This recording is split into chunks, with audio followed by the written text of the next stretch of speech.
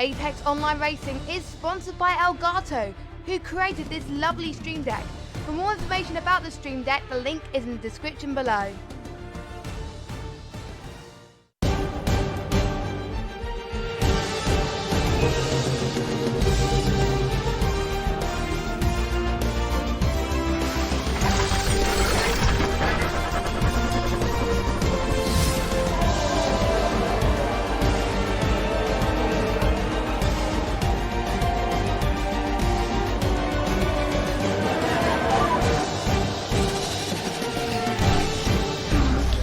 Good after morning, ladies and gentlemen, mothers, fathers, daughters, sons, brothers and sisters. This is the Apex Online Racing iRacing Formula 3 League, season number 3, round number 6, here at the Circuit of the Americas.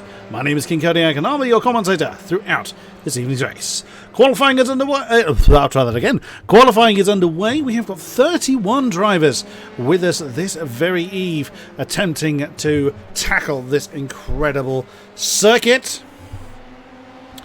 And we won't have time to go through, well, might have time to go through all of them during the qualifying session. It is a 10-minute session of which these drivers have their opportunity to set their best out of 3 laps for the feature race. Those unfamiliar with the setup, it's a feature race that is then that precedes a sprint race. Different qualifying sessions for both. So we are currently watching the qualifying session for the feature race. Let's have a quick look at who we have got in the session. We have got a new name I am not particularly familiar with, Alex Johnson. May have seen you last week. I confess I cannot remember. My memory is so bad, and if we did, I wholeheartedly apologise.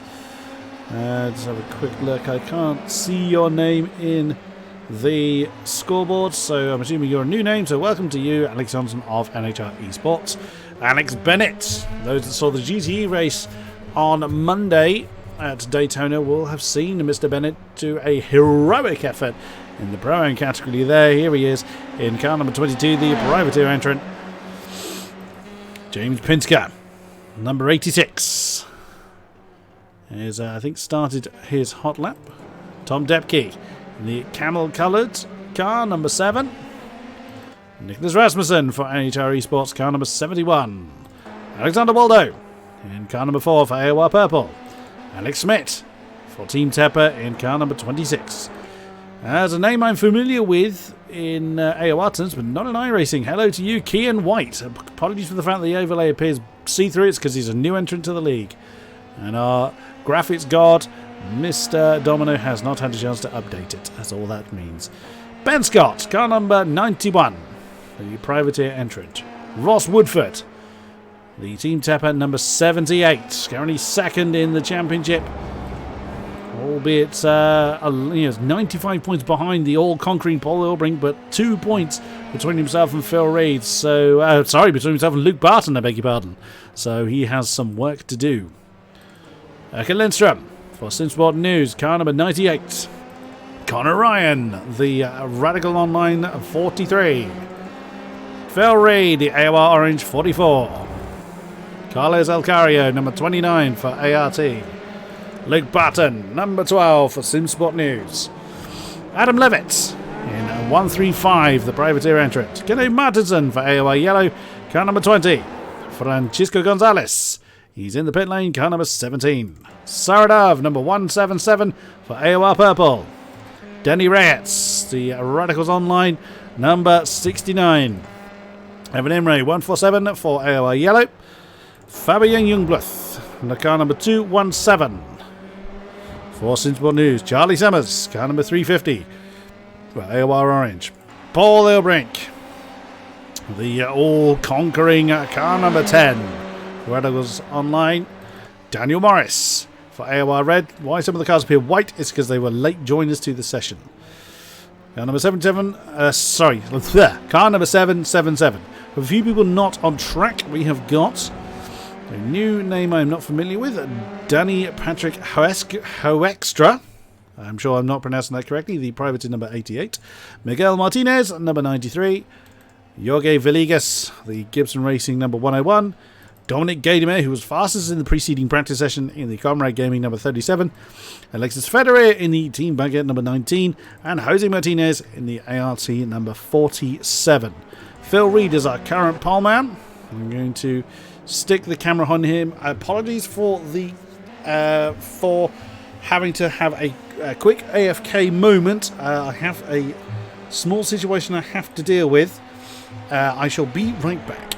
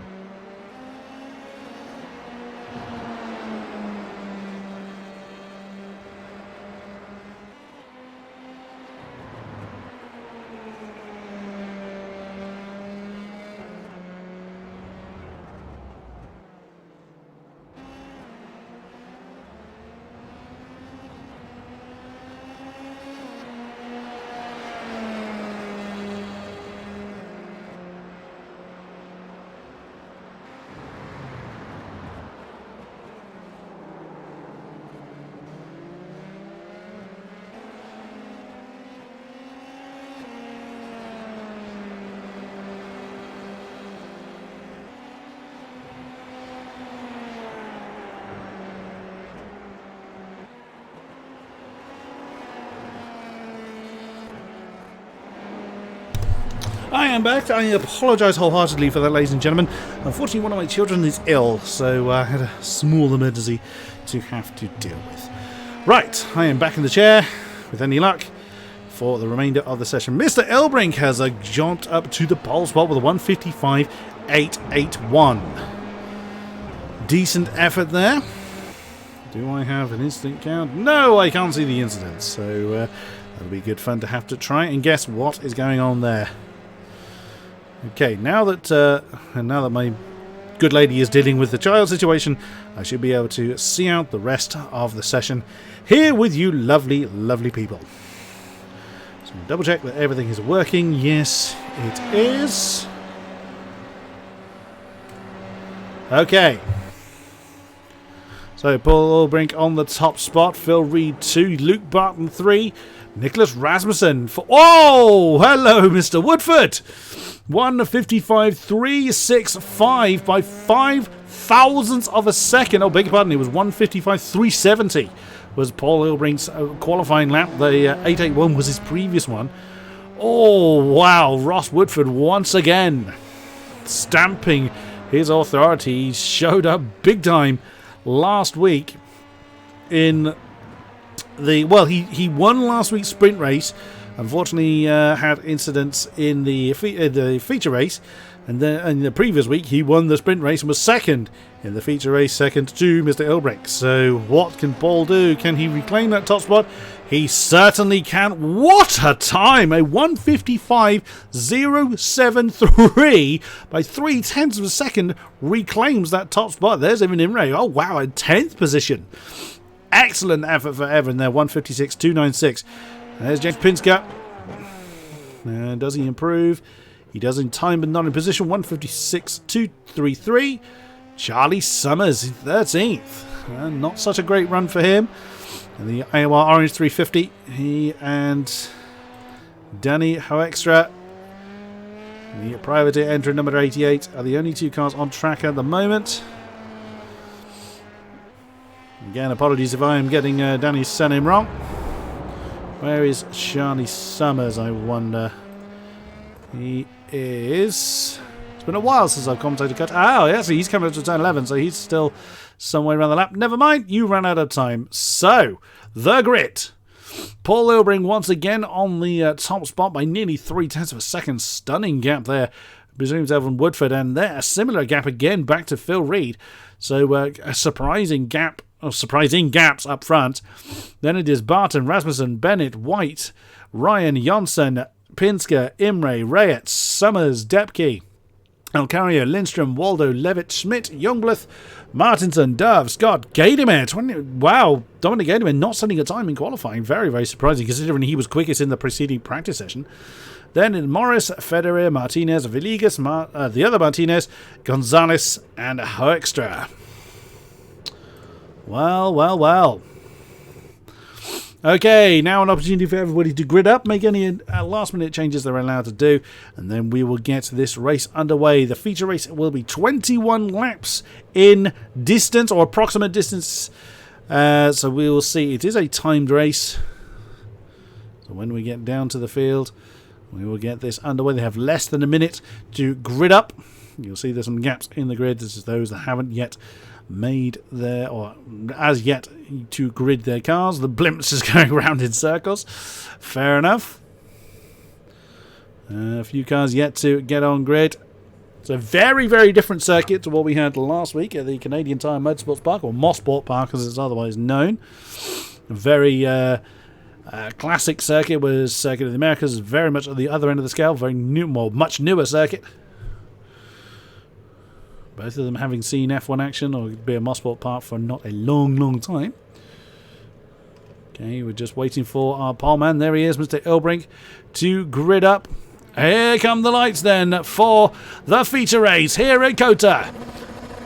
It's time to wind them up and let them go. Who is going to be bravest on the brakes? Let us see a belting start from Mr. Elbring then as everybody screams into turn one. Wow, did he leave that very wide as Ross Woodford tried to put his nose up on the inside of turn one. Can't quite get it done. Then right behind them, Barton and Reed side by side. Well, lots of people side by side, of course, at this stage as they come into the S's for the first time. Turns 3 to 9. You've got to keep the car very, very stable. Very easy to fly off the road. And, oh, just as I say that, somebody has done, trying to identify. That's Connor Ryan. Connor Ryan, car 43, has gone off as losing a catastrophic number of places. That puts him down to 27th now out of our 31 drivers. Oh, disaster for Connor. But as our front pack have made it through. Oh, look at that. There's Barton and Reed side by side coming into turn 11. Phil Reed can't do anything about it, but he's going to be tucked right into the slipstream. Oh, we've got problems further back. Evan Imre and Denny Reyes have lost a position, as has Ben Scott. But keeping it. Oh my goodness, side by side once again between Barton and Reed. And also Woodford and Ilbrink right ahead of them. Who's going to be the bravest on the brakes? Who's going to be out? Oh, wow, that is very close. Ross Woodford has actually taken the lead. Barely. Can he outbrake Paul Ilbrink coming through the next two turns, 13, 14. Phil Reed's managed to get the job done right behind them. And that's allowed Nicholas Rasmussen to get right involved as well. And they're still side by side as they come through 16. And Paul Ilbrink has just about managed to fend that one off. There's Nicholas Rasmussen that's demoted Luke Barton another position. And that is a problem then for Luke Barton. That throws him into the classes of Alex Bennett with Alex Jonsson right behind them. Lots of toing and froing as you would imagine, but Paul Ilbrink hangs on to the lead as they come around to complete the first lap. Only half a second between them. Oh, that's Pinsker and Imre. Oh, no, there's Evan Imre in. Oh, Evan Imre is taking his pit stop. Now, it is a compulsory pit stop for the feature race. Doesn't look like there's any damage to his car. As Pinsker has just lost position. Oh, Alex Bennett is being shoved wide by Alex Jonsson. A bad run up the hill for Alex Bennett. He's lost that position to the NHR number 96. And through into the S's they come. Oh, 3 cars have come in. Evan Imre, Daniel Morris and Tom Depke have all opted to take their pit stops now. Oh dear, that looks like a problem for Tom Depke as he's been in there a long time. Oh dear, trouble then for the yellow camel coloured car. as Ross Woodford continues to chase Paul Ilbring as they come into turn 11 once again. Phil Reed has broken a little bit away. Well, he's broken away from Luke Barton, rather. And there's Nicholas Rasmussen for NHR. That is looking to try and close the gap down. There's already nearly a second between himself and Phil Reed. Phil has over a second to deal with between himself and the lead pair. Alex Johnson and Luke Barton fighting for 5th position. Luke trying to defend the spot. Oh no, contact between the two. That sent Luke skewing off into the wall. And that's a big chunk of the front of that Soon Sport News car gone. That is Erka Lindstrom directly behind. He's going to have to, well, try and stay out of the way because that car is going to be like a barge to try and steer now. Oh, Luke Barton. Alex Johnson seems to have gotten away okay. There's probably some suspension damage on that car. There's certainly nothing, nothing catastrophically wrong, such as what Luke's got to deal with. There goes Danny Reyes, screaming through. Carlos Del Cario is right with him as well. Whoops! Oh goodness me! That's Alexander Waldo that's been caught out by that. He's made a spin, and unfortunately, he has not come off well as a result of it. And Luke Barton, of course, has brought his car into the pits. Let's jump back up to our leaders as Woodford is really piling the pressure onto Paul Ilbring for the lead. Alex Bennett, Charlie Summers side by side as well. Pinsker's in there. Erka Lindstrom's got Dominic Gaineman. Bearing in mind that Dominic started from near the back of the grid. He is up to 10th position now. What a cracking start for the Conrad Gaming number 37. Oh, what's happened to Miguel Martinez? Now Miguel was in the mid. Oh, just drops it at turn 1. Oh, nearly catches somebody.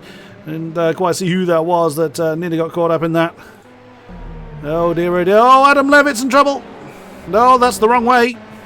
That's never normally good when cars going the wrong way down the track. What happened there? Oh, a little bit too much curb.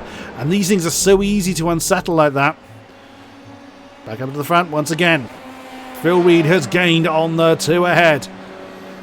I think the fastest lap of the race at the moment is with Ross Woodford at the moment in 2nd position. Then right behind there you've got, look at this train. It is Rasmussen, Jonsson, White, Summers, Bennett, Pinsker and Gaidemeyer all in that big pack.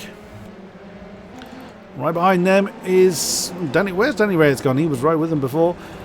Youngblood has just lost a position to Kenny Martinson. There's a position changing going on all through the field.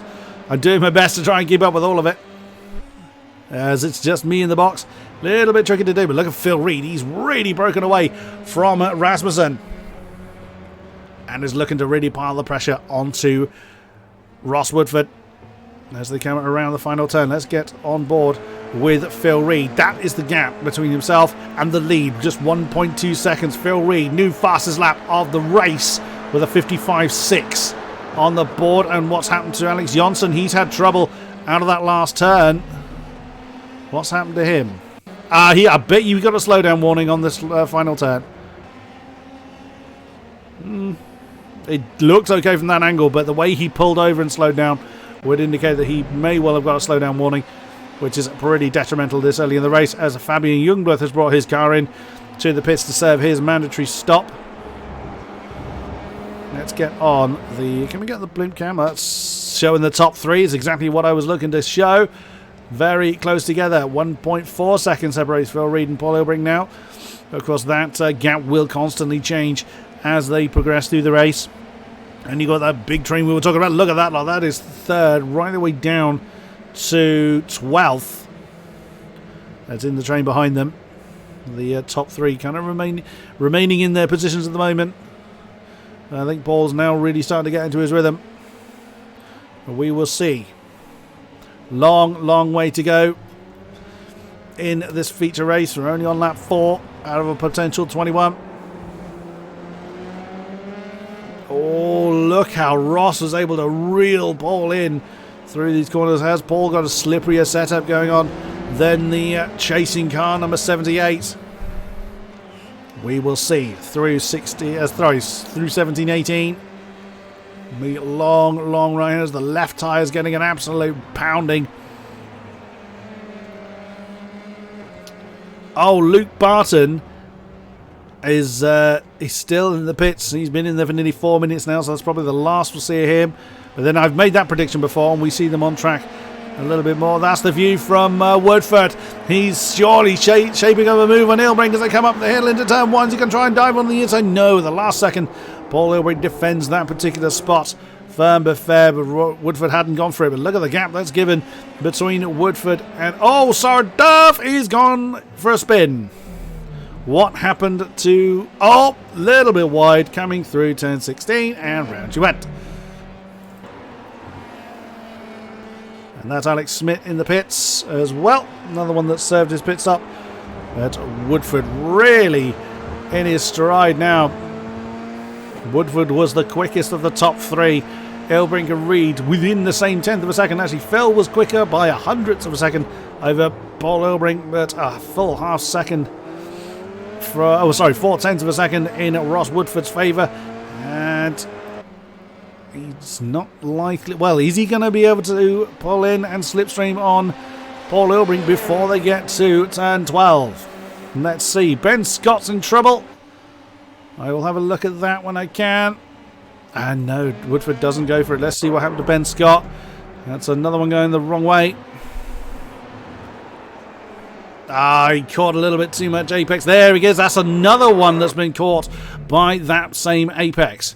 Oh, Kian White, Charlie Summers, battle for 5th position. As mentioned before, I think it's the first time, or one of the first times one of the few times rather, I've commentated on Kian White in iRacing. I've commentated on Kian in F1 before. But right over in 6th position, what a great effort for him in the number 11 car. And Paul Ilbrink has opened up about 7/10 worth of gap between himself and Woodford. That's exactly what he needs to just keep that number 78 Team Tepper car at bay. Let's have a look at the lap times as they come over the line. 1:55.7 for Paul, 1:56.0 for Phil, and for Ross, and for 1:56.2 for Phil Reed. So that three-way battle spreading out at the moment. Oh, that's Kian White again, trying to make a move on the inside of Charlie Summers. Can't quite get it done. Look right behind them. That's Gaydemer and Alex Jonsson. Gaydemer up to 7th position now. What an absolutely stunning effort it's been for for Dominic Gaydemer. You may wonder why I say that, bearing in mind he's in 7th. He started near the back. And he's on leader's pace. He was actually quicker than Paul Ilbrink last lap. And he's in the midst of traffic as well. So Dominic Gaydemer absolutely flying in the Comrade Gaming number 37. We've unfortunately lost 3 from the race. Miguel Martinez, Luke Barton and Tom Depke have not returned to circuit. Tom Depke is out of the session. So a bit of a shame for him. Oh, trouble for the downs. Oh no, Alexander Waldo and Adam Levitt. What has happened? Oh, no. Let's just have a look at that again. Oh, did Adam... No, Adam had nowhere to go, really. He was already a fair way off the circuit. Oh, and they nearly caught... I think that's Danny Ho Extra. They nearly kind of got tangled up in that particular battle. Oh, that's Alex Jonsson that's lost a position to Alex Bennett. That is 8th position that's changed hands now. As I do try and keep an eye on the entire field, but when there's this many of them, it's pretty difficult to do. Now everybody should be settling down into a kind of a rhythm. This pack here we can see is Alex Bennett, Alex Jonsson, James Pinsker, Erka Lindstrom and Danny Reyes. And that looks like Jonsson coming into the pits. It is indeed, to serve his mandatory stop. What about our front runners? Well past the pits at this stage. Looks like Phil Reed's. Phil Reed's actually closer to Ross than Ross is to Paul now. So Phil Reed is certainly hanging on in there. The lap times between the 3. Ross was actually the slowest of the 3, but barely. So very much just minding their own pace at the moment. Summers and Rasmussen very, very close. Charlie's managed to shake off Kian White. This is a battle for 4th. The NHR Esports number 71 is fending off the AOR Orange Car 350. Doing what he can. Alexander Waldo has limped his way back into the pits. Car number 4, and there, oh my goodness me, it's Dominic Gaydemer. That's the view from the nose of the Comrade Gaming number 37. Look at the pace he's picked up from Kian White. You would think there's DRS on these things. There isn't. And he's just absolutely on it. Straightforward move then from Gadamer to take 6th place from Kian White. And already trying to size up Charlie Summers, who in turn is keeping Nicholas Rasmussen very much under pressure. Oh, Connor Ryan and Carlos Alcario swapping position at turn 11. That's the Radicals Online number 43 of Connor Ryan taking that 13th spot from Carlos Alcario. Jumping back up to Charlie Summers and Nicholas Rasmussen. Battle for 4th. Anyone in this pack coming into the pits? Nope. They can serve their pit stop anytime up to the penultimate lap. They must do one full racing lap before the checkered flag falls. They can't do a Schumacher and cross the line whilst in the pits. They will be disqualified for it. And Charlie Summers just can't quite get close enough to have a look behind him. Nope. And Kian White can't counter-attack Dominic Gadamer. You can make a pass in this SS section, but it does rely very much on the guy in front of you making a big old mistake. Now, we've seen how these curbs have already bitten people. Don't be surprised if they bite again. Now, apologies for me taking a drink. I have a bit of a cold, and it's just me in the box. So you will hear that crunching noise. It is me taking a drink. Now then. Surely, is this an opportunity for Charlie Summers? He stayed 0.3 of a second. Or within 0.3 of a second to Rasmussen. Rasmussen feels the need to defend. He's already returned back to the racing line. Is Summers going to gain? He's a bit late to be gaining the momentum. He has a look on the inside coming into turn 12. And wisely backs out of that one. But that is bringing Gadamer in every turn, every mile they do. Or kilometre if you're so inclined. Oh, Pinsker and Lindstrom. That's a pass at turn 12. The 98 Simsport News car of Erkan Lindstrom is still under pressure from... Whoa! Denny Reyes on the outside of James Pinsker. That's a brave move to try on the outside of 16. And doesn't get it done, unfortunately. Oh, Charlie got a bit wriggly. And he's gone off the road. That's going to throw him right into the clutches of that man there. Car 37, the Comrade Gaming car of Dominic Gadamer. Charlie's going to be looking backwards far more than forwards now. Have a look at the lap times again. New fastest lap, I think, from Ross Woodford. Oh, never mind that. There's Gadamer. Has a look on the inside of the AOR orange car 350 of Charlie Summers. But cannot make the move as yet. Through into the S's once again. Everyone just able to kind of keep it on the road. Kian White's fallen a little bit off the back of this battle now. He's about 1.7 seconds behind it. But the more they fight, the more they're likely to slow each other down. Wow, Phil Reed has actually fallen about 2.5 seconds off the back of Ross Woodford. Ross about 7/10 off the back of Paul Ilbrink at the moment. So that lead battle has for now settled down, unlike Mr. Gadamer. Oh, he didn't get such a good run on the exit of that turn 11. But he is staying in the tyre tracks of Charlie Summers, who in turn is trying to follow the tyre tracks of Nicholas Rasmussen. And Dominic Gadamer again makes himself known on the inside. He isn't going to make a dive bomb from that far back. He's far too wise to try a suicidal move like that. Ooh, I thought he was going to think about it on the inside of 13. Didn't go for it. 14 is another favourite overtaking spot. He's going to try and get a decent run on the exit of 16. It's a bit of a tricky one because then you have the two right-handers, 17, 18. They're pretty quick as well. I would imagine he wants to try and stay close for the final turn. And again, it's pretty brave to try and do it. Anyone coming into the pits? Nope. And now Summers, as you can see, is reading in Rasmussen again. That's the view from the air. And they're going to come right underneath the blimp.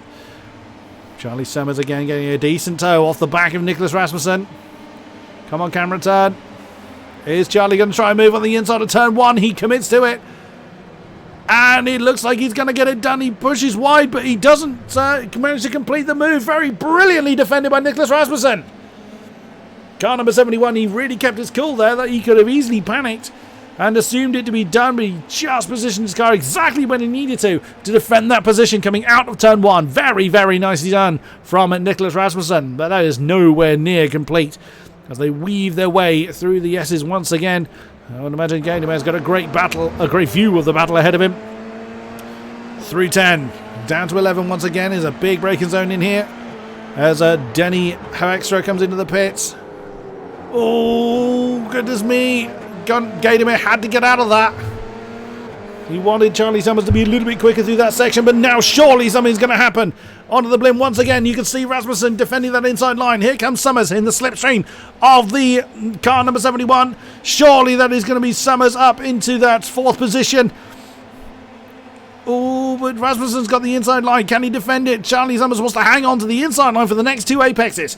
And here comes Gaydemer to try and demote Rasmussen. Another position. He's got the inside line for 1. He can't quite get it done. Charlie Summers well and truly through. Can Gaydemer get it done? No, not quite. Oh, Rasmussen managed to defend from one of them, but that's allowing Kieran White. You can see him. He's gaining hand over fist on the battle ahead of him. So now Charlie Summers has the opportunity to try and run away from Nicholas Rasmussen. Now he's got that 4th position. Oh, Gonzalez is in trouble. What has happened to Francisco Gonzalez? Oh, he bounced off his teammate is what happened there. 2 into 1 doesn't go, and off into the infield he went. So half a second between Rasmussen and Summers. Less than that, considerably less than that. Back to Gaydemer. Gaydemer's gone for the inside line into turn 1. Rasmussen didn't particularly try and close that one off, and he can't defend it the same way he did against Summers. So Dominic Gaydemer now up into 5th position. Brilliantly driven. And half a second is all that separates Gaydemer to Summers. Can Rasmussen fight back?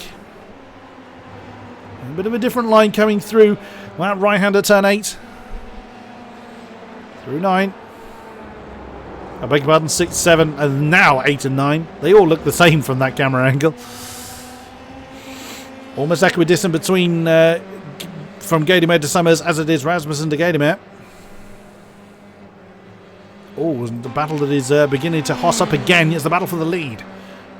Woodford has closed back in on Ilbrink. There's Phil Reed in the background. So Woodford once again in a position to be able to attack for the race lead. Reyes and Lindstrom are pretty close together as well, and they drag with them Penske. There is battles all over the place. Right ahead of them is that battle for 4th with Summers, Gaydemer, Rasmussen and White. Once again, I have a great problem of not knowing where to look. It's a great problem to have, I can assure you. Oh, that's Connor Ryan and Kanu Martinson swapping around at turn 12, beg your pardon. Fairly straightforward move for the Radicals Online 43. On the inside of Kanu Martinson. Is Ross Woodford going to be able to hang on to the back of Paul Ilbrink? I shouldn't think so. Looks like Paul had a pretty decent exit once again from that final turn. And they continue on their current trajectory.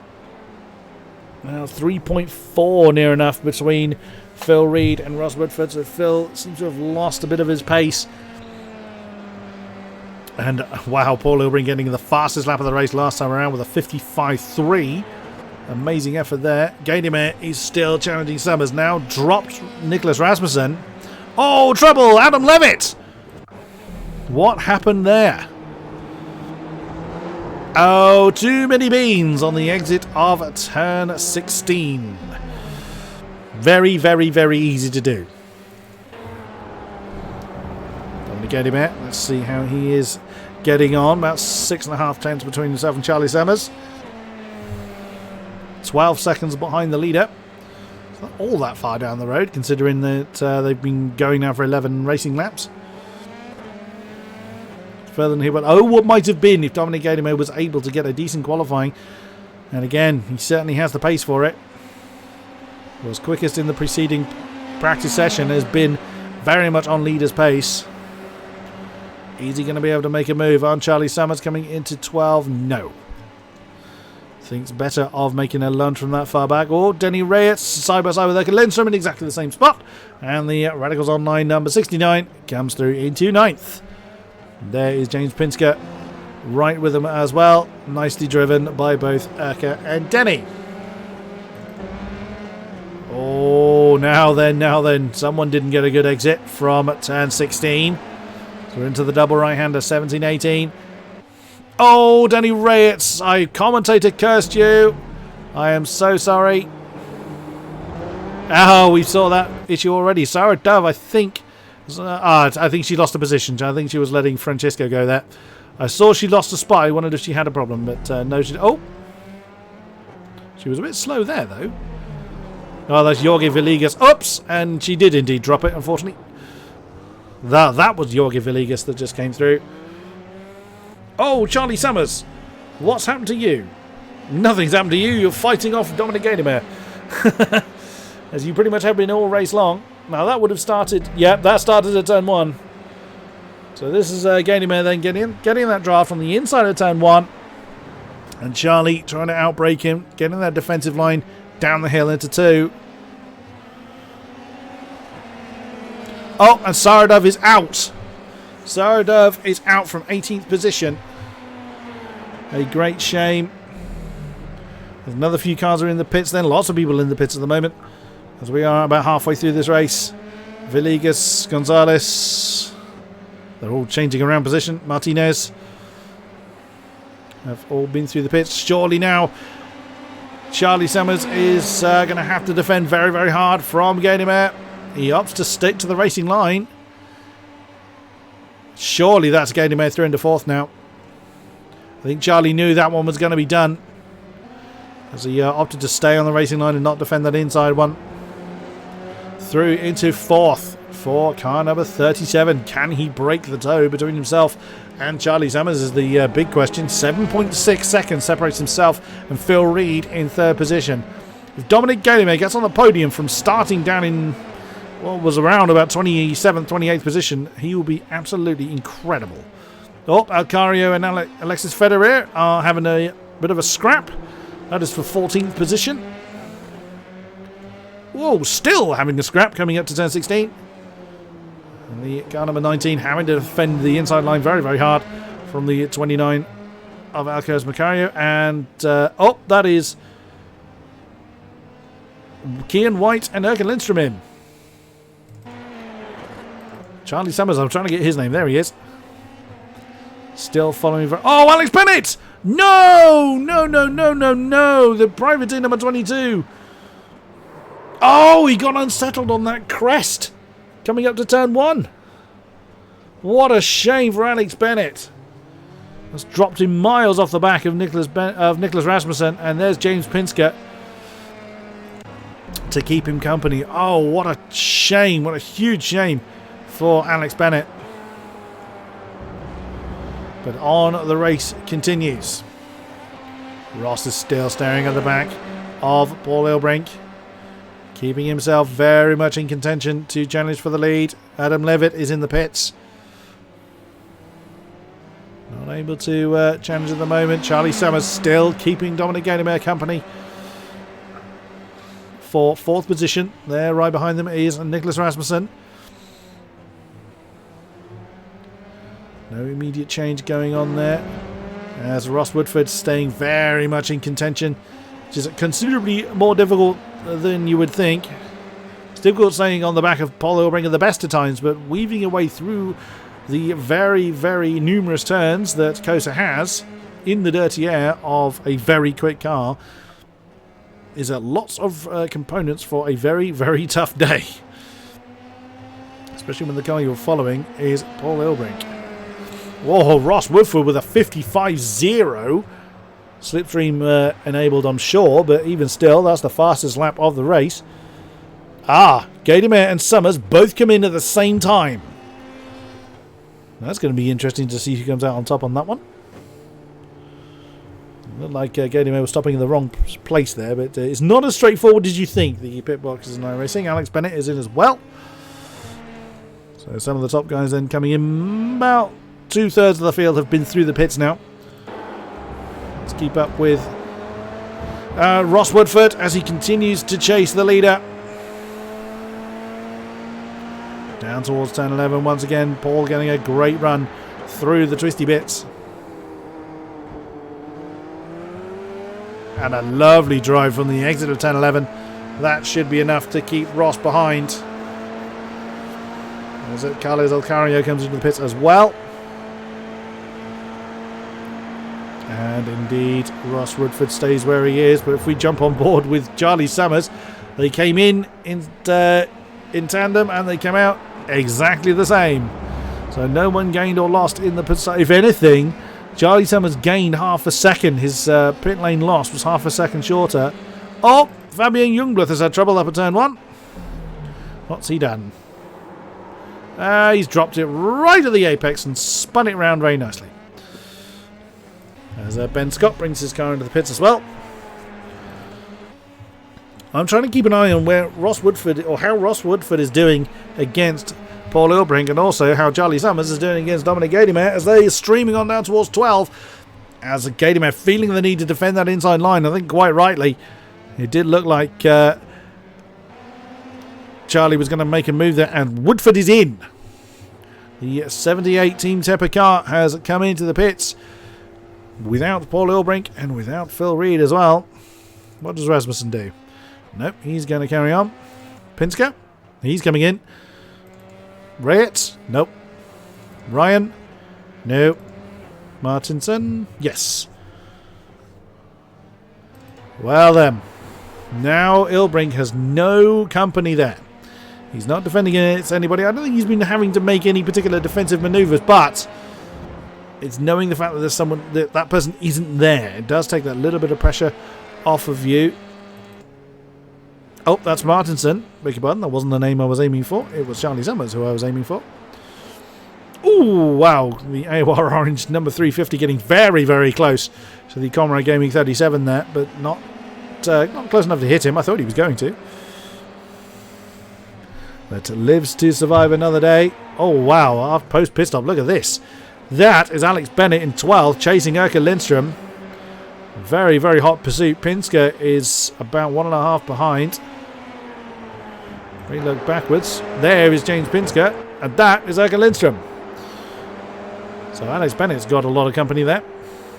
Ross Woodford has come out in 4th place. Interesting, he is 26 seconds behind the leader, and it's a 30-second pit lane loss. That's going to be interesting, unless Paul has a godlike pit stop. Could lose the race at this, lose the lead rather. Preemptive result there. That's not what I was doing at all. Surely this is an opportunity for Bennett then to overtake Erka Lindstrom. And Paul Ilbrink is in. Our race leader has come into the pits. And there goes Alex Bennett. Paul's out nice and gently. Erka knows that one's done.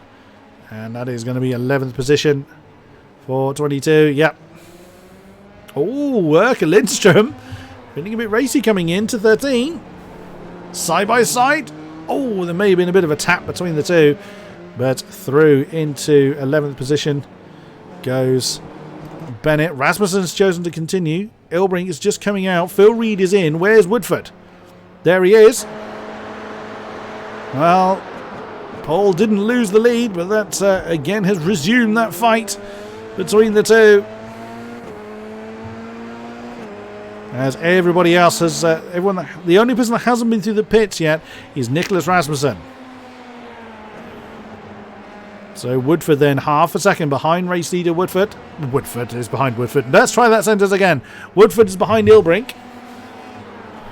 That is for the race lead. Phil Reed is 5.3 seconds behind them.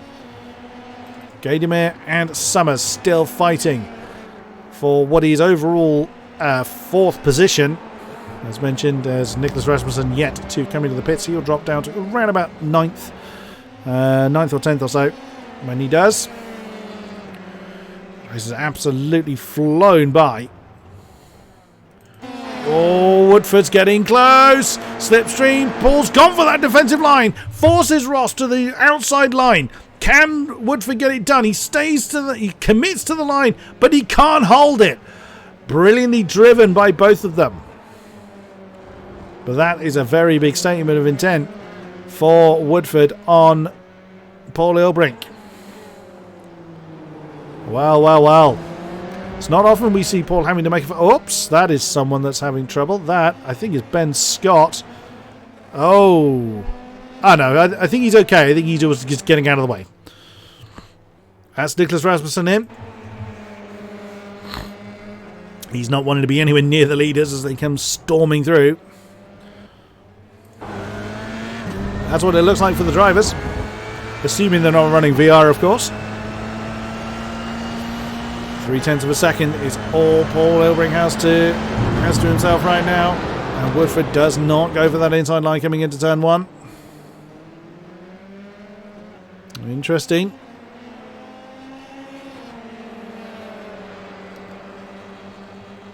Interesting wider line. It's Woodford shows there coming out of turn 1. Through the twisties they come.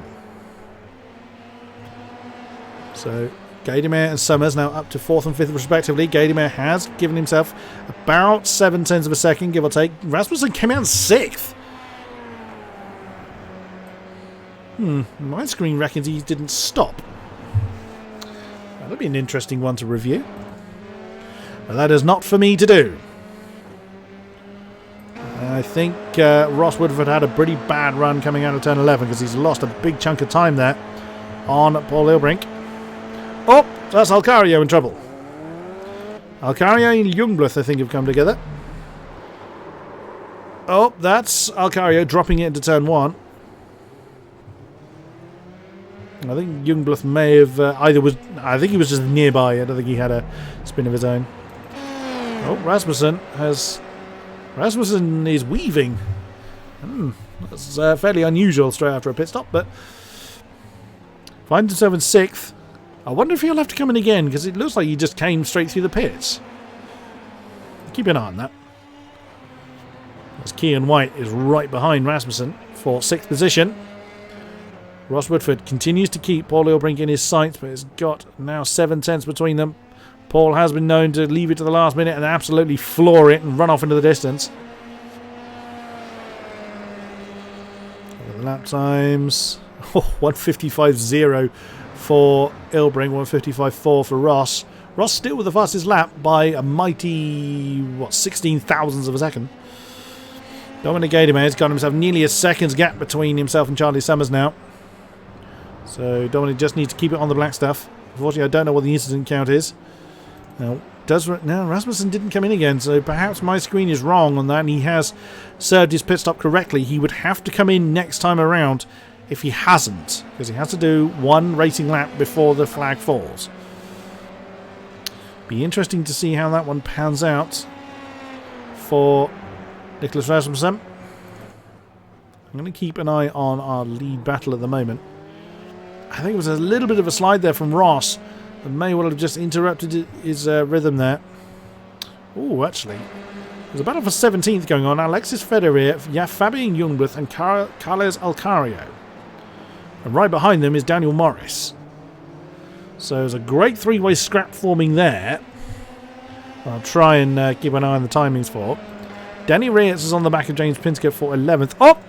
Jose Martinez has had trouble. What happened to you? The ART car number 47 has not enough traction coming out of the final turn. Oh, careful, don't slam into the wall. And he didn't. Ross Woodford still keeping up with Paul Ilbrink as we are in the final couple of laps. 3 minutes 10 left. And it's a timed race, not a lap count. So there's as many laps as they can squeeze in. Oh, Kean White on the back of Nicholas Rasmussen for 6th position. That is so close between car number 11 and car number 71. Kean White, I think, has had the pace over the last few laps, or certainly to keep Rasmussen company. And can't quite get the exit he needs at the crucial times. Certainly keeping Rasmussen honest as they come over the line to start the penultimate lap. Where's our leader? Paul Ilbrink, there he is. Just weaving his way through the twisties. Oh, Pinsker and Reyes have swapped round. That's at the final turn. Car 69, Danny Reyes, has flown past. And Alex Johnson is right there as well to try and make James Pinsker's day even worse. Oh, James feeling the need to defend that inside line coming into turn 1. Oh, Kian White again within a couple of tenths of Rasmussen as they come through the twisties. Turns 3 through to 9. He's not really going to make a pass through there. It certainly keeps Rasmussen honest as they come through 9. Down the hill through 10, heading towards 11. Charlie Summers and Gadimer still very, very close for 4th position as well. Oh, wow! As White goes for a very much tighter line through that apex and didn't pay off though. Oh, Woodford! Ross Woodford's round. What happened there? Oh, he unsettled the car on the apex at 12. Well, that's not lost him a position, but that's put Phil Reed right on his case. That's the last thing he needed.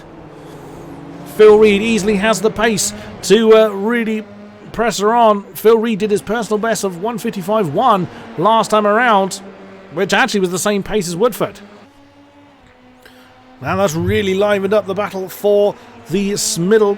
Oh no! Pinsker's round. I think he's done exactly the same thing. Yep, he's dropped it at turn 12. Whoa! Alex Johnson there was very lucky not to be tangled up in that. Paul Ilbrink has started lap number 21, the final lap here at COTA. There is Woodford guarding that inside line, and Phil gets very twitchy. Well saved, sir. That was an awesome catch there for Phil Reed. But he is really going to be hounding Ross Woodford. 7 seconds lead now for Ilbrink up front. Dominic Gadimer still has Charlie Summers nailed to his diffuser. Less than 3/10 there. Kian White still on the back of Rasmussen. Everything is kicking off in this final lap. There is Paul Ilbrink absolutely on his own. What's going to happen between... That's the view back from Ross Woodford's car on Phil Reed as they come through turn 11. Oh, Phil got a little bit twitchy, but Ross didn't have a great exit either. Surely this is an opportunity for Phil Reed to claim that second spot. As he's gone in the slipstream, Ross goes very, very defensive. He's going to have to force Phil to the outside line, but we've seen it work before. Phil noses ahead, but can he get the braking done? Ross outbrakes Phil. Can Phil cut back underneath? It's going to force him to the outside line again. No, Ross is having none of that.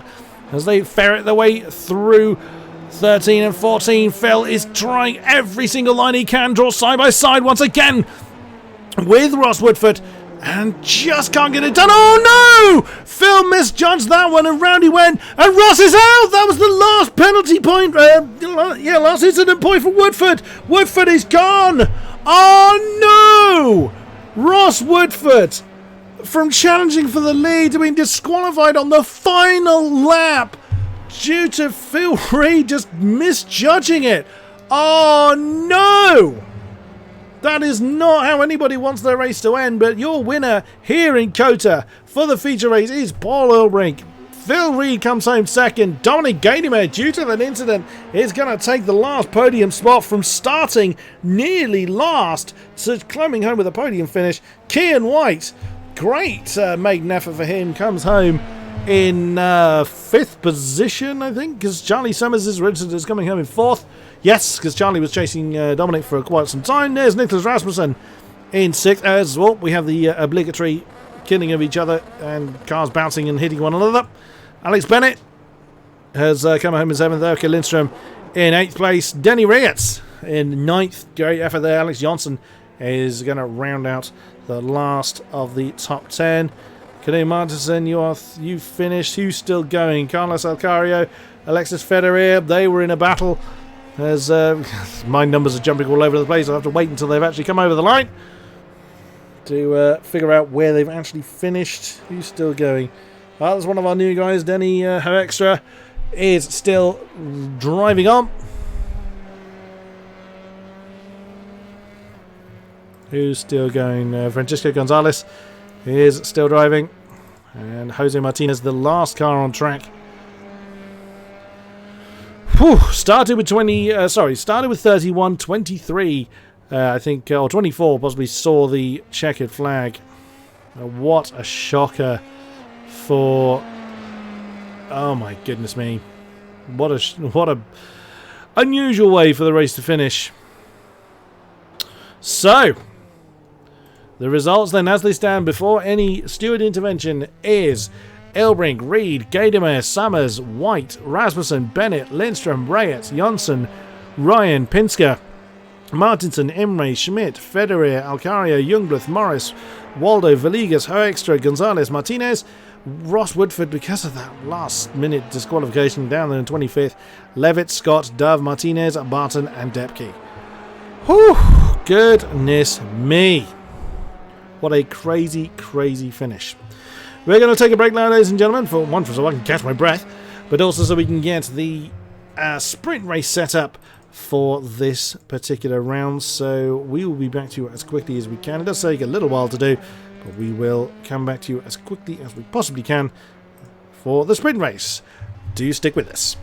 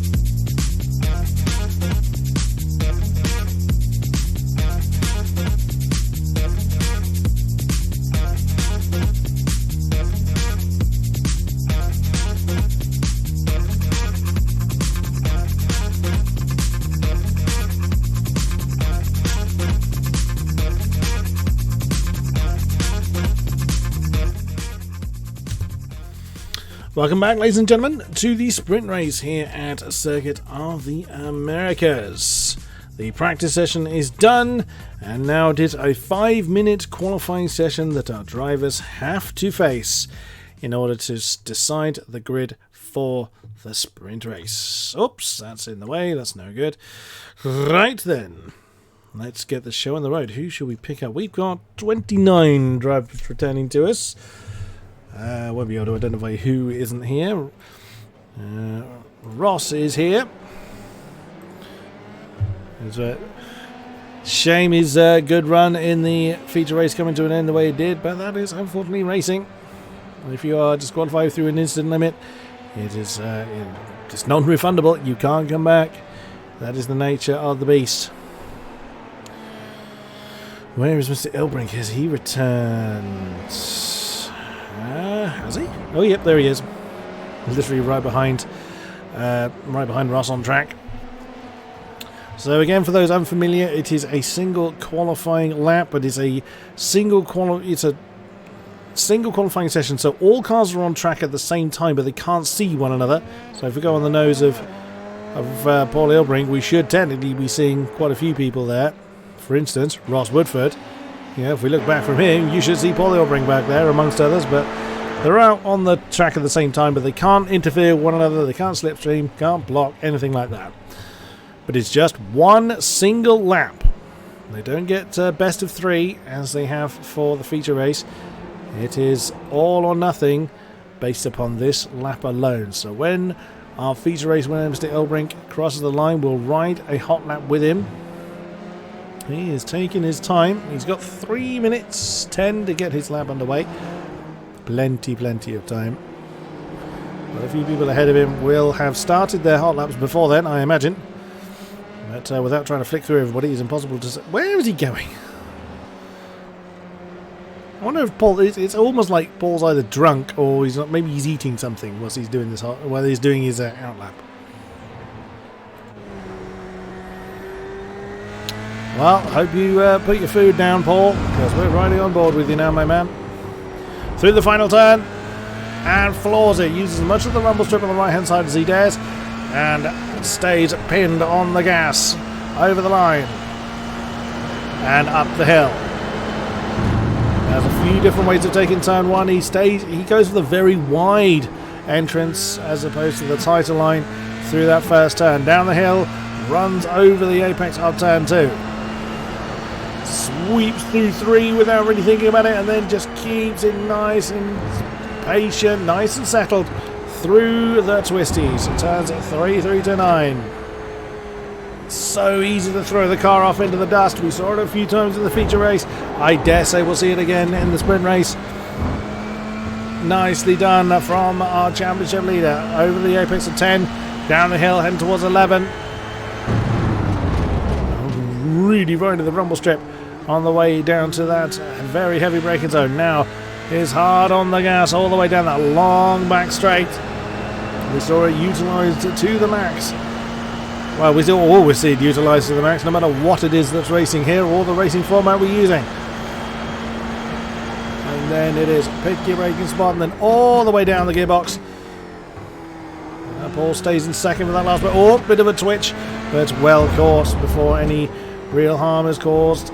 Just avoids the yellow sausage curb on that turn 13 apex. And Paul goes for that wider line again through turn 16. You can take that narrower, but it compromises your exit. It's not a particularly big run down to 17 anyway, so you can get away with it. Paul opting for that wider line, stays absolutely nailed on the gas pedal through 17-18. Over to the right, down 1, over 19. Oh, he got out of the gas. That could cost him. Takes that final turn, just jumps down to second. A little bit hesitant on the gas on that final corner, but does it deny him the pole? It's a 155.7. It is a pole position once again for Paul Elbrink. Phil Reed 2, Alex Bennett 3. Wow. Where did Ross go? Oh. Invalid lap time, or he binned it somewhere, did Mr. Woodford. Oh dear, oh dear. Canute's up to 12th. What about Francisco Gonzalez for ART? Where will we find him? And, well, we'll find him somewhere. Let's have a look at our grid then. Paul Elbrink once again on by over half a second from Phil Reed. Absolutely cracking time from Paul there. Then it is Bennett, Jonsson, White, Rasmussen, Imre, Ryan, Lindstrom, Summers, Alcario, Youngblood, Martinson, Reyes, Levitt, Waldo, Depke, Dove, Hoekstra, Gonzalez, Barton, Woodford, Gadamer, Morris, Pinsker, Federer, the two Martinezes, and Schmidt. Some real big hitters at the tail of the field. And that's that's how that's exactly how the sprint race grid gets shaken up, because not everybody's a fan of doing the sort of single lap. Some people need a few laps to get into it, and that's exactly what you don't have with that single lap shootout. Fine by me. Shakes up the grid and gives me much more to scream about. Oh, this format has always been in place. The drivers are well aware of it. Whether some of them are happy about it or not, but it just doesn't suit some drivers' style. So that is how you end up with that really shaking up. It's really weird circular motion this blimp's going through.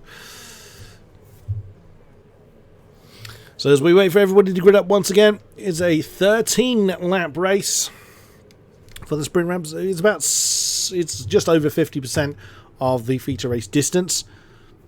Now we've got 35 seconds to get onto the grid. We will see what's what. There's Phil Reed. Oh, there's Paul. Just waiting for Gadamer and Morris to grid up. That's what Phil Reed's got to contend with in his rearview mirrors. We're waiting on Dominic Gadamer. Hopefully, if he's had a problem, he'll either not start at all or have to start from the pit lane, but he was starting at the back anyway. And looks like Dominic Gadamer's had a problem, so we will be going to the race without him, unfortunately. Well, here we go then for the sprint race here at COTA. The lights are yellow. It's time to wind them up and let them go! Oops, not a great start from the tail end of the field. A cracking start once again from Paul Elbrink up the front. We will see how well this pans out for him as everybody sweeps through that first turn. That's Alex Bennett trying to make a move on the outside. Lots of shuffling going on further back. We'll have a look at what's what. Yep, Gadamer did indeed have to start from the pit lane.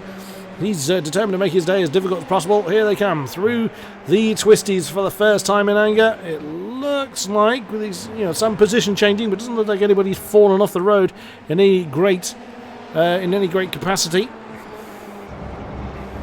And that's the view from the gearbox of Elbrink. He's already got himself about 4 tenths gap between himself. He spoke too soon. Jose Martinez has gone round. Dropped him a long way off the back of the field. Oh, Alex Jonsson on the back of Alex Bennett. Those two very, very close. The NHR 96 in the slipstream of the Privateer 22. Phil Reed looks like he's sizing up a move on Paul Elbrink as well. There goes Alex Jonsson. And there goes Phil Reed at the very last second. No, doesn't commit to the move. Bennett is demoted a position by Jonsson. That's close. Very, very close. There's Kian White on Nicholas Rasmussen as well. Right behind them, Evan Imre, Connor Ryan, still side by side. There is Charlie Summers in the next AOR orange car with a great view of the battle ahead of him. He's in it with Connor Ryan side by side as they come up to 16. Whoa! That is very, very close. There's Erka Lindstrom. Danny Hoekstra is round. He's down to the tail of the field. Tom Depke's had trouble as well.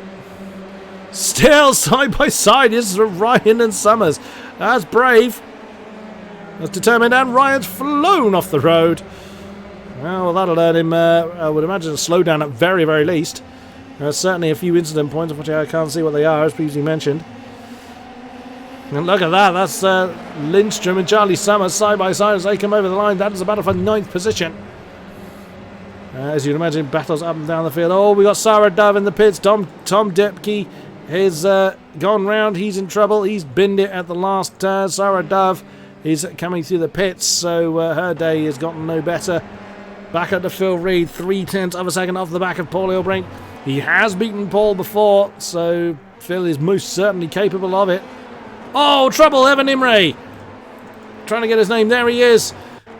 What's happened to Evan? The 147. Well, yellow. Oh, it looks like he dropped it on his own. Get to the chopper cam. We'll see what happened. Yeah.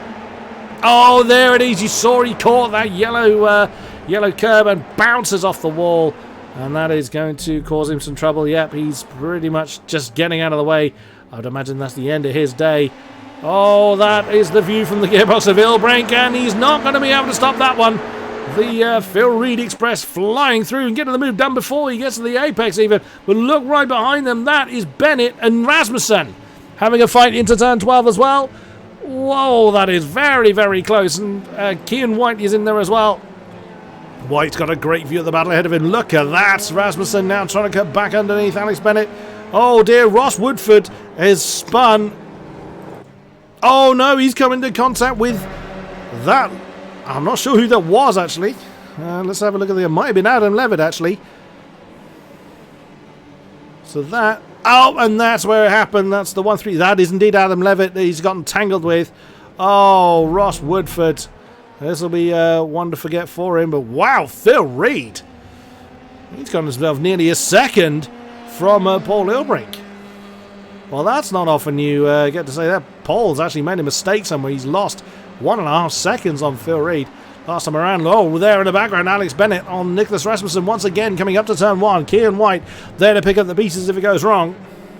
As a battle for 4th position, right behind them, Charlie Summers and Connor Ryan having a battle as well. Oh, Danny Reitz and Carlos Alcario have swapped position. There's Alexander Waldo watching on. So much going on throughout the field, as you can imagine. Kean White is very close to Alex Bennett and not that far off the back of Rasmussen. That's a battle for 4th, as mentioned. Through the twisties they come. It's those yellow curbs or the yellow part of the apexes that really kill these cars. Look at the top 3. They've spread out almost equidistant. About 9/10 of a second from Paul to Phil and Alex to Paul. So first to second and second to third, of course. And they're going to be way too far apart to slipstream. Kean might be able to get a little bit, but probably is going to be too far back to really make use of it from that range. Oh, I say that. He's thinking about it. No, he's too far back. Oh, there's I think that's Danny Reitz in the background. Yep, that's Reitz on Carlos Alcario trying to make a move and does get the move done for 12th position as we saw him jump out from outside of the slipstream. Where's Gaidemeyer? He started from the pit lane. There he is in 22nd, just making a move on Adam Oh dear, look at the state of the front of Adam Levitt's car after he tangled up with Ross Woodford, who Ross is now down in 26th. There he is. So there's an unknown amount of damage on the Team Tapper number 78. Phil Reed leads the way on the sprint race. He has won races in this league already. Phil, bringing my notes here, he won the opening round, the feature race at Imola, and also won the feature race last time out at Mosport Park, Canadian Tire Motorsports Park. So he knows how to put it on the top step. He's looking like he's going to try and repeat that result, which was also seconded by, you guessed it, Paul Ilbrink.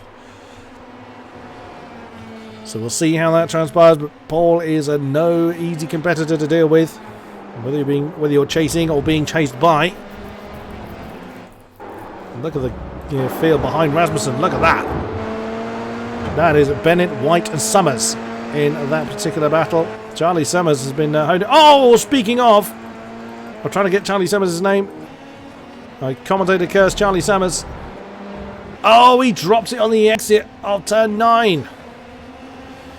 That's not the first car that's fallen foul to that particular apex. Oh, Ilbrink is getting very close to Phil Reed. That's down the back straight, and Phil's blinked out of existence for a moment and through back into the lead is Paul Ilbrink. Oh, Alex Smith's round. Oh no, the Tepper number 26. Oh, nearly caught it. That's on the exit of 16, I think. That's got a few people out there. Oh no, that's on the exit of 11. Oh dear, oh dear. Oh, there's Luke Barton chasing the freshly spun Charlie Summers down 16th position. Luke was another one, I think, that started from the back of the field. And Sarah has recovered to the... Has she recovered to the pits? Yeah, I think she must have done. Or she's limped back to the pits. Oh, Phil Reed is closing right back in with Paul Hilbring once again. Through that final turn over the line. 10 to go. 17 minutes on the clock. Sprint race very much a all or nothing kind of deal as they come up to turn 1. Not able to make the move, but Phil really keeping the pressure on Paul. There's Alex Johnson right behind them. It will be a stunning result for him in the 96 car. If he is able to bring that one home on the podium. Or Pinsker and Summers swapping position. Wow, Summers diving on the inside of Pinsker at turn 1, but then goes and drops it. Oh, Charlie Summers. When are you going to get a break? Jumping back up to the battle for the lead. Phil Reed has kept his car within 0.3 of a second. Oh no, Kian White's gone round. I can't get his name. No, that's Carlos Alcario. And there it is again. That's that turn 8. So as Kian's gone through the twisties. Oh, it wasn't the curb this time. He just threw it in a little bit too hard. He's then had to be very, very careful about how he rejoins. But here's Phil Reed. Is he going to be able to make a move? It'll be a hell of a dive if he does. No, he gets himself back in contention though. 1.8 seconds between himself and Alex Johnson behind. So Phil not under immediate pressure to defend. But still pressing on. Through 16. Oh, Paul had a bit of a slide there. That's going to be an opportunity for Phil Reed. Can he get on the inside of 17-18? No.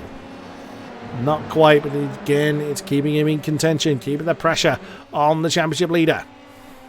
Ooh, again, I'm not sure he was making a move. I think he was just kind of making himself obvious in the mirrors of the number 10 Radicals Online of Paul Hilbrink. Great exit for both of them. Can Phil Reed slipstream up the hill into turn 1? It's not a particularly long straight as Carlos Alcario's gone round. Oh dear. Oh, that's a bit more than gone round. He's had a huge incident coming into the penultimate turn. Okay, that will most certainly be a technical problem then, as he carried on turning and powering into the wall. Oh, Erka Lindstrom's had a problem as well. Oh, that is Erka Lindstrom. I thought that was Carlos. Oh, that was Erka Lindstrom that had that problem. I thought it was Carlos Alcario. My mistake. Yeah, we don't need to see that one again. He's still sat there. That's very much akin to the VR turning off. That kind of problem. On the nose of Phil Reed once again as they come through turn 11. And Phil's had a great exit from that turn. He's going to be in a prime position to attack. Is Paul going to try and defend? No, Paul stays on the racing line. There goes Phil out of the slipstream. He's going to retake the lead as they head towards turn 12. And he's going to have to do it under braking. And up into the lead then for car number 44 of Phil Reed. Nicely done. Phil the need to defend that inside line. Coming into 13, nicely parked, but Paul is not going to be shaken off easily. There is Alex Johnson, still in the background. Could well have a part to play in this lead battle as yet. Through 17-18. Let's get on the blimp camera. Yep. Actually, the chopper one might be better. We focus on Paul. That is the lead battle. Oh, Paul again. Doesn't seem too confident through that turn 19. That's where he's lost time against Phil Reed before. And again, that's going to put him too far back to really mount an attack into turn 1, I'd have thought. Just about have slipstream, but not much. At that kind of range. And no change at the moment. There is Johnson. Johnson's gaining. Wow, Paul Hilbrink with a 57.5 last time around. Lost a huge amount of time. That's the view from Alex Johnson. You can certainly see that he's gaining on the top guys. Oh, Paul! It looked like he got very, very out of shape there. And that is going to really make attacking Phil on that back straight very much more difficult. As Adam Levitt has brought his car into the pits. I have seen there's quite a few position changes going on towards the tail of the field. I've been very much concentrating on what Paul Ilbrick's doing. Mind you, he's had a cracking exit from turn 11. Phil, not so. So that gap has just absolutely vanished. Is Paul going to make the dive into turn 12? No, he backs out of that one. But keeps the pressure on. Doesn't need to make any desperate moves yet. They've still got another 12 minutes on the board.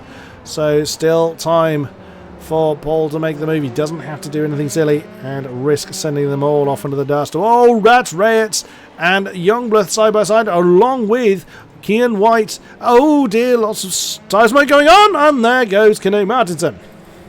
What happened there? Oh, he dropped it rather on his own.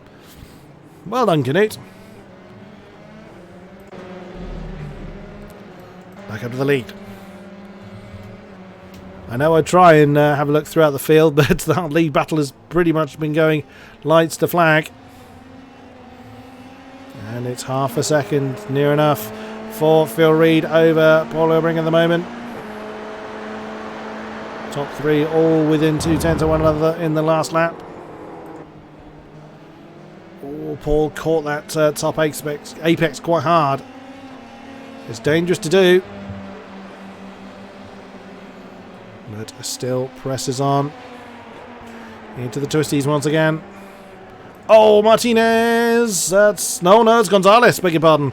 Oh, someone else has had trouble. That is Alex Smith that's had trouble down there. Oops! That's what happened to Gonzalez. And that's what happened to Smith. As he was trying to avoid it, he ended up just taking too much apex and unsettled the car, and round he went. Here we go again. Oh, both of them pretty much hit the gas at the very same second. Advantage Ilbrick on this one. He's going to have that move done way before they get to the braking zone. It's really unnerving when someone lags out like that. Side by side. Paul Ilbrick's going to have that done before they get to the braking zone. There we go. Phil knew that one was done. Has lagged out again. And of course, everyone for Phil will disappear, so it's quite unnerving for all concerned when someone has a lag moment like that. And there you just about heard the engine of Alex Janssen. Okay, that's a very unusual line there, Mr. Reed. Oh, what's happened to Waldo? Did you have a problem down at turn 12? Nope, that's a big move from Luke Barton. No, he didn't have a problem. It's just Luke Barton threw that one on the inside. And unsurprisingly, Erkan Lindstrom has disconnected from the session after dramatically parking his car on the wall. There are actually battles going on throughout the field, but I have mainly focused on the lead one. Oh, there's trouble. That's Smith again. That's Smith and Gonzalez again, I think. Oh, Gonzalez went to the back of Alex Smith that time and literally ended up becoming one. That's a hell of a tangle. Oh dear, both cars have retired their cars back to the pits. Oh, Youngblood. Oh, that's very close. That's Kian White that's gone through. Oh no, he hasn't. Still challenging each other coming through turn 2. Now into 3. Surely is going to be advantage White. Oh, that was close. Kian White had to work for that, but that is 8th position to the newcomer. And right behind them, Luke Barton. Bear in mind, Luke started from near the back of the field. He's doing what Gademeyer did last time. So Luke will no doubt be challenging for the positions ahead of him. That's the view from Luke. You can see Fabian Doherty ahead, Kian White ahead of him. We will be seeing Denny Reyes. Yep, just seeing him go over the crest of the hill there. And look how early Kian White goes to that defensive line. We've lost Jose Martinez from the race. I think he's hit the incident limit. And wow, did Youngblood just back out? I think Youngblood backed out of that. Oh, of course, there's teammates, aren't they? Yeah, they're both SimSport News guys, so he didn't want to hold up Luke, so let him go. Right behind them is Alexander Waldo, Knut Martinsen, James Pinsker. So that could become one train of 6 before too long, as opposed to 2 smaller trains of 3. We will see. 7.5 minutes to go. Paul Ilbrink leads once again. Phil Reed second, Alex Jonsson third. Nick Rasmussen up in fourth. There's Alex Bennett. Fifth, Connor Ryan, currently sixth. Only a little bit on his own, Danny Reitz in seventh. Kian White has got himself some distance between himself and Barton and Youngblood. There they are, the Sinsport News cars. There is, you saw in the background of the shot, there's Alexander Waldo, Kenny Martinson, and oh no, problem there. Oh dear, big problem. What on earth happened there? Well, Kenny Martinson certainly came off worse. Oh, that's Kian White that's had a problem. So Kian White's gone a bit hot into turn one, spun it round. As people have tried to slow down, Alexander Waldo's gone in too hard, as long with Kenny Martinson. Oh dear, oh dear. Well, prime opportunity for Pinsker. There's Charlie Summers as well getting involved in that battle. Of course, Canute's going to really struggle to keep that car going. On the island, gets absolutely mugged by both Charlie and... James didn't quite go for the move. Again, doesn't really have to do anything silly. He can just bide his time. Oh, Youngblood has lost a spot or let Ross go. And Ross has actually nailed Alexis Federer as well. Bit of a recovery drive for Ross Woodford. And there goes Pinsker on Kenny Martinson. That's for 12th. I wonder whether Canute's going to try and drive that car. There's no kind of black flag rule or bring your car in, your car is mechanically dangerous. There's nothing like that. But you can be penalised if you continually cause other drivers problems, which is, has never really happened, but is certainly possible. Or certainly never happened to Canute, I should say. My voice is dying, but what a way for it to go. That's our lead three. They're almost equidistant apart. About 1.3 between Paul Ilbrink and Phil Reed, and 1.5 from Phil Reed to Alex Jonsson.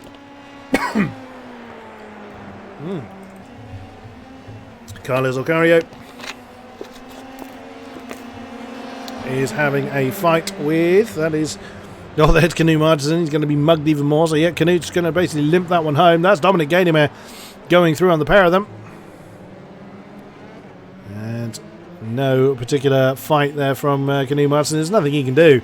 That car will be like a boat to try and steer. Fabian Youngblood has brought his car in. So that's going to relegate him to the tail of the field. Not really any time to do anything about it. Oh, here's a battle. 10th position. Charlie Summers and Alexander Waldo. What can Charlie do? Can he get past the AOR purple car number 4? Oh, Waldo going for that defensive line, but Charlie Summers has flown through. He's gone very deep into turn 11. Can he get the drive he needs, though? Pinsker's not far behind. That's the view from the 86 car.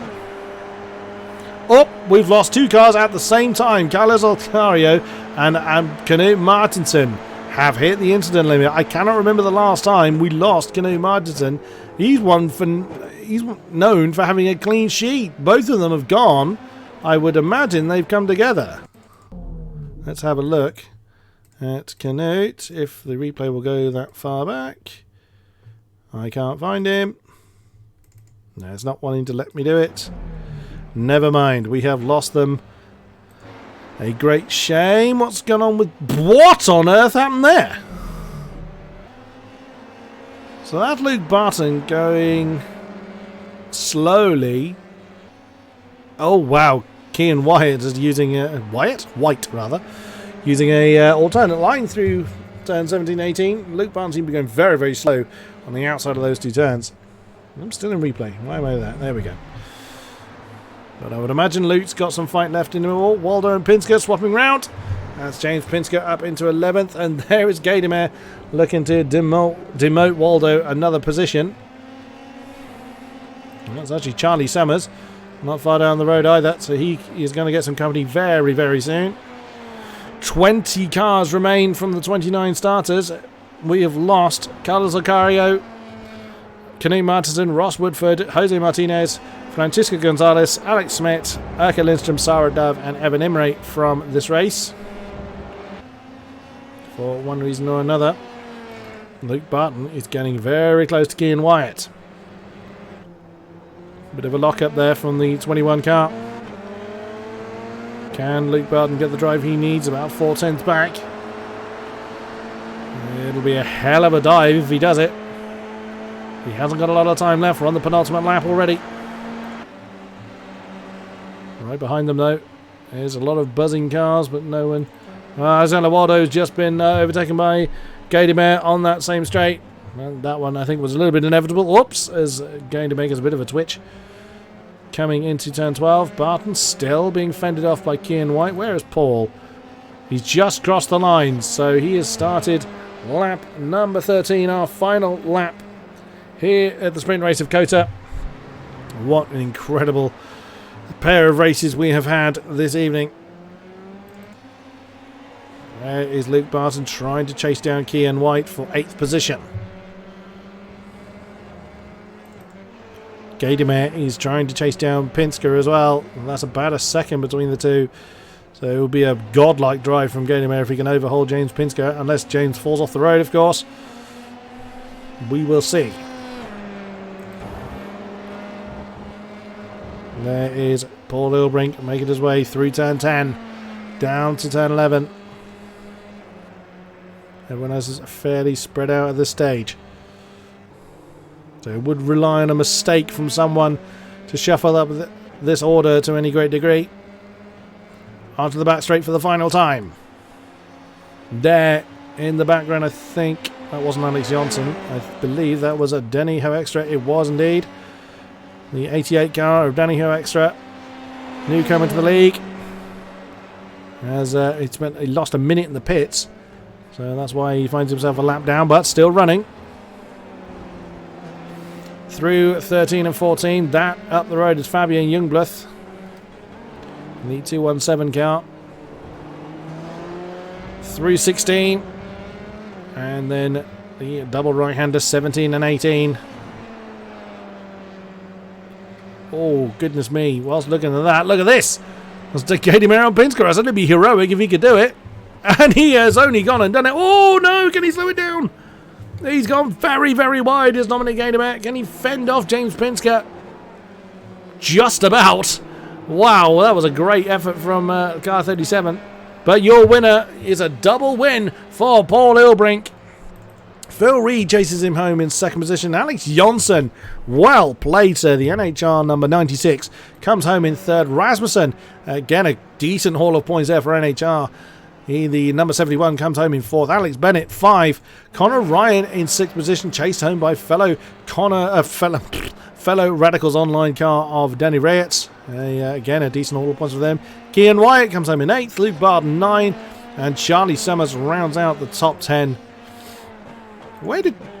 Oh, there's Dominic Gaydemare. I was just thinking, where on earth did he go? Gaydemare didn't. He come home in 11th from starting near enough last. Pinsker, 12. Alexander Waldo, 13. Federer has just crossed the line in 14th. There's Daniel Morris for AOR Red. Comes home in 15th. Tom Depke has had problem after problem in the number 7 car. Over the line he comes. Miguel Martinez. Over the line. And Adam Levitt, who's seen the pit lane in this race as well. In the 135 privateer car. He's had some adventures as Mr. Levitt, but he has seen the checkered flag nonetheless. Jungbluth and Hoekstra a lap down. And there is the line for Adam Levitt. So, to confirm the results before any steward intervention, it is Ilbrink, Reed, Jonsson, Rasmussen, Bennett, Ryan, Reyes, White, Barton, Summers, Gaydemare, Pinsker, Waldo, Federer, Morris, Depke, Martinez, Levitt, Jungbluth, Hoekstra. But those that didn't see the flag were Martinson, Alcario, Woodford, Martinez, the second Martinez, Gonzalez, Schmidt, Lindstrom, Dove, and Imre. Wow. What a crazy pair of races we have had this evening. Well, then, I will be very curious to see if anybody is going to want to come and talk to me. We will see, shall we? It's not obligatory for them to come and have a chat, but it is nice to get an idea on drivers' thoughts and what have you. Let's have a look. Oh, we do. we have Mr. Ilbrink once again. Let's drag him over. Hello again, Mr. Ilbrink. Hello. Well, isn't this a regular thing for you? Well, I guess. But, once again, you were under a lot of pressure pretty much all race. Ross, particularly in the feature race, until unfortunately he went over the incident limit. Talk us through it from your side. Yeah, that definitely made me work for it, because with Ross, he was like, I think I was like a little bit quicker, but like it was really difficult to like shake him from my draft. So while you're like, it's so difficult to like focus the attention on driving while also paying attention to your mirror if he's close enough to make a move and that kind of stuff. So yeah, for most of the race it was quite tough. Like around the pit stops, I think I had the advantage by pitting a lap later, but like my in lap was not great. I lost like a second almost there, I think. So it was still really close again when I came out of the pits, but yeah, luckily it worked out and I could stay in front and get the wins. And in the second race, Phil, like I knew Phil from the first race, Phil was a bit slower than me, but it's the same story again. It's like a bit difficult to drop them so far back that you can really 100% focus on your own driving. So it took me a bit to get clear of him, but once I did, it was all fine. Now, you haven't finished off the podium at all season. Are you going to give somebody else a chance? No. Absolutely. Fair enough. A great effort once again there, Mr. Ilbrink, and I have no doubt we will be chatting to you again as the season progresses. Yeah, I don't know about next week with Bathurst, but we'll see. This is going to be an interesting one of these Formula 3s. Good luck for then, and good luck for the season. Now we have Nicholas Rasmussen that has come up to see us. Let's drag him over. Hello, Nicholas Rasmussen. Hello. Well, a pair of pretty decent results for you, I think it's fair to say. Talk us through it. Yeah, I mean, first of all, huge congratulations to my teammate Alex Johnson, who got third in the sprint race. As a team principal of NHR Esport, and he's a co-owner, I'm extremely proud of his results. So first of all, big congratulations to him. I mean, all things considered, an okay few races. I've really been struggling this week, just couldn't get on top of it, and I run single monitors, so can't really spot the apexes. So that's another excuse from the big book of racing excuses. Add that to it, but no. All things considered, I'm pretty happy with it. Had some fun. We got some good results at the end. Yeah, I mean, you really had to. Did you actually have any clear air at all this evening? It looked like you were constantly in the middle of fighting. Yeah, I mean, for the first race, got some pretty good qualifying in, all things considered. And it was so difficult to try and pull away because these guys are so damn quick. So always had something to do in the feature race. In the sprint race, got past some cars early on, and just settled behind my teammate Alex. I think that's the most clear I got all evening. Pretty good when it's your teammate in front, so we can just we're not gonna go do anything stupid against each other. Just work together and get to the end of a race. That you certainly did, and with some impressive results in the bag. Any particular round you're looking forward to in the rest of the season? Yeah, I actually forgot it last time. I think you asked the same question, and I completely forgot Silverstone is on the schedule. I really look forward to that round. It's going to be interesting in these pretty high downforce cars at that pretty spectacular venue. So that's got to be the round to look forward to the most. Awesome. Well, good luck for the rest of the season, and I'm sure we'll chat to you again. Thank you very much, and thanks for the broadcast. Always a pleasure. Always a pleasure. Right, let's see who else is wanting to have a chat to us. Alex Schmidt. We will drag over next. Hello, Alex. Hi. Well, bit of a mixed evening for you today. Yeah. What happened? Yeah, I think my qualifying in the feature was pretty decent. I mean, I qualified P9 and I didn't expect it, and yeah, then in the race just good strategy, because I pitted like I think 2 laps later after Fabian, and I emerged in front of him, what was probably crucial for the race, and then it was just doing laps and then going over the finish line, P15. I'm pretty happy after what happened in Motorsport. And in the sprint, had the back of the grid because an incident with, I think it was, I don't know. Basically, I had an incident. I had the back of the grid. I went pretty well through the field, I think, but one big mistake put me into a bad position, and then there was something out of my control. You've had a lot of factors going against you. Yeah, I mean, I don't know. I think personally I'm doing like a really well season compared to last season, but just all about getting better and staying positive about it. Sure. Any particular race you're looking forward to in the rest of the season? Personally, I think Canada. Circuit Gilles Villeneuve is going to be a really good one. So looking forward to that. Excellent. Well, good luck for the remainder of the season, and hopefully we'll get to chat to you again soon. Yeah, cheers. Thank you. From one Alex to another, it's Alex Bennett. Hello, Mr. Bennett. Evening. Well, again, a bit of a mixture for you this evening, but you had some very strong showings in the feature race, I believe. Yeah, I mean, definitely my best night this season, or I mean, really my best night in the league so far. But yeah, I mean, the feature was pretty good. Hanging on to that group in front, and then I think I heard that you guys caught the spin later on in the race. My iRacing just completely locked up and froze, and yeah, I was really lucky to not end up on a wall. So I was frustrated to possibly lose out on getting a higher position, but kind of fortunate as well that I didn't end up in one of the barriers there. So yeah, I was really happy with both races, to be honest. Awesome stuff. Again, so looking at your past results, which have been, I think you'll agree, they've been a little bit sort of peak and trough, but you've had some solid 6th places in the in the season leading up to now. Is that sort of where you're aiming for, or you're looking to repeat your GTE heroics from earlier in the week?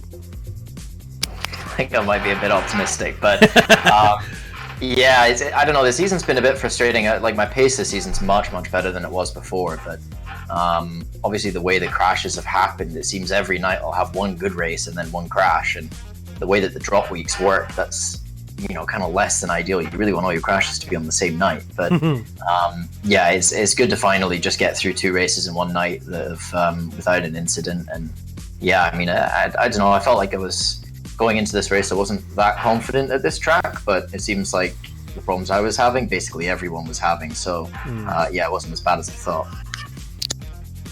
Indeed. Anything in particular you were looking forward to in the second half of the calendar? Pretty much everything but Bathurst, but we'll see how that goes next week. I mean, I'm very curious about Bathurst. I'm glad I'm in the commentary box, I'm telling you that, because I die no matter what I drive at Bathurst. Yeah, I mean, if there is any hope of repeating some GT heroics, I don't know, maybe it's there if everyone in front of me crashes. Well, good luck for then, and good luck for the remainder of the season. Thanks. And that is going to wrap it up for this evening. Thank you very much to those that have been with us throughout the stream. A great pleasure to have you along with us. Thank you very much to our sponsors. Without you guys, AOR would not continue to grow. We will be back next week for Mount Panorama of Bathurst. Fairly sure it's the first time the Formula 3s have been there, so that will be an interesting one to watch, but there's plenty of other racing going on in between then and now, so do come back to us then. Thank you very much, and good night!